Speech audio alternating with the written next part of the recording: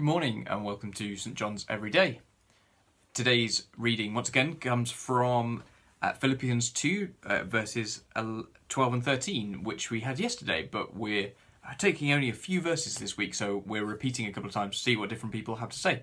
And so it says this: "Therefore, my beloved, just as you have always obeyed me, not only in my presence, but much more now in my absence, work out your own salvation with fear and trembling. For it is God who is at work in you, enabling you both to will and to work for his good pleasure." What I have pondered on in these verses is what does it mean to work out my own salvation with fear and trembling? But mainly it's like, well, what does it mean to what's that mean to work out?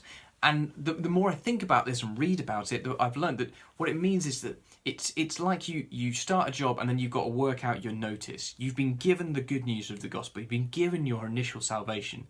I've received that through, and you have received that through Jesus Christ on his work on the cross and in his resurrection. But keep working out to the end, to the completion of it. So it's not just a thing for now, like, oh, I've come to be in relationship with Jesus Christ, I'm saved, full stop. One's salvation and sanctification is not something that stops the moment you make that decision. It's actually just the beginning. So keep working it out. And so the questions that I'm trying to work out when I think about, my salvation is like, well, how do I continue to understand the gospel?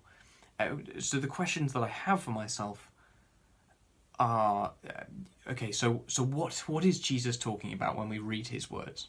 What does that mean? What does that mean in my life and the people around me? What does it mean for the people around us in terms of justice for those around us who live here? And what does it mean for the poor who live around here? What does it mean to continually go back to God again and again in praise and in worship, but also when we are aware of our sin, how can we go back once again and ask for his forgiveness and receive his grace? And how do we continue to grow in love? That's what I think that's working out my notice period in the gospel between now and the day when God calls me home into his kingdom, in his heavenly realms. That's me working out my salvation, and I hope that makes sense because it's true for you as well. So today, when you're thinking about, okay, how am I working out my salvation with fear and trembling, it's having that awe and respect and reverent respect for God, but also it's about just keeping on, keep going back, keep on asking the questions, keep on trying to understand.